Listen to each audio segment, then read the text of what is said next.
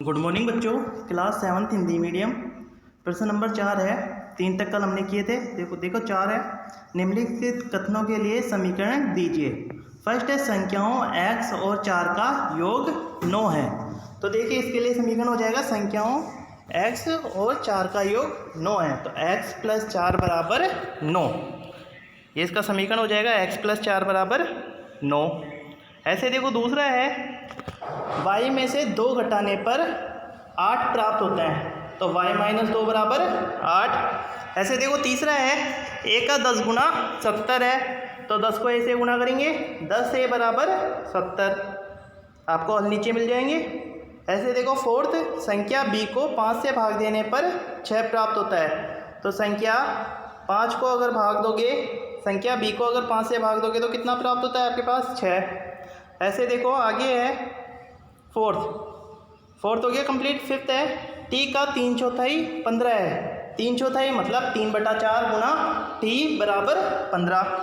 तो देखिए इसका हल हो गया 3/4 गुना t बराबर 15। ऐसे ही छठा है m का 7 गुना और 7 का योगफल आपको 77 देता है। m का 7 गुना, तो m का ये 7 गुना हो गया 7m + 7 बराबर 77। आगे देखो एक संख्या x की चौथाई ऋण 4 आपको 4 देता है। एक संख्या x की चौथाई ऋण मतलब माइनस। तो इसका हल क्या हो जाएगा x गुना 1/4 - 4 बराबर 4। ये देखो 1/4 गुना x - 4 बराबर 4। आगे देखो आठवां है यदि आप y के 6 गुने में से 6 घटाएं तो आपको 60 प्राप्त होता है। y के 6 गुने में से 6 घटाएं तो 6y - 6 बराबर 60। तो ये इसका हल हो गया 6y - 6 बराबर 60। और ऐसे देखो 9वां है यदि आप z के 1/3 में 3 जोड़े, z के 1/3 में मतलब 1/3 गुना z + 3 बराबर 30। तो ये इसका हल हो गया 1/3 गुना z + 3 बराबर 30। 1/3 मतलब 1/3। आगे देखो प्रश्न नंबर 2। प्रश्न नंबर 5 फोर्थ हो गया कंप्लीट। फिर देखो पांचवा है निम्नलिखित समीकरणों को सामान्य कथनों के रूप में लिखिए। पहले वाले में तो क्या किया, कथन से हिंदी से कथन बनाए थे आप। कथन मतलब कथन दिए हुए थे, समीकरण बनाए थे। और अब इसमें समीकरण से कथन बनाना है। तो देखो पहले में क्या है p + 4 बराबर 15 है। तो क्या हो जाएगा p और 4 का योग 15 के बराबर है। तो लिख देंगे p और 4 योग 15 है। ऐसे देखो दूसरा m में से 7 घटाने पर 3 प्राप्त होता है। तो लिख देंगे m और 7 का अंतर 3 है। m और 7 का अंतर 3 है। ऐसे देखो तीसरा है m का दुगुना 7 है। तो लिख देंगे m का दुगुना 7 है। फिर चौथा है m में 5 का भाग देने पर 3 प्राप्त होता है। तो लिख देंगे m को 5 से भाग देने पर 3 आता है। आगे देखो m के तिगुने में पाँचवा है m के 3 गुने में 5 का भाग देने पर 6 प्राप्त होता है। तो लिख देंगे m के 3 गुने को 5 से भाग देने पर 6 प्राप्त होता है। छठा p के 3 गुने में 4 जोड़ने पर 25 प्राप्त होता है। छठे में लिखेंगे p के 3 गुने में 4 जोड़ने पर 25 प्राप्त होता है। फिर सातवां है देखो p के 4 गुने में से 2 घटाने पर 18 प्राप्त होता है। तो लिख देंगे p के 4 गुने में से 2 घटाने पर 18 प्राप्त होता है।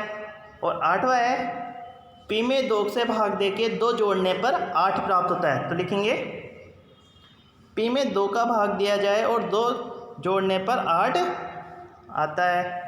तो देखो आगे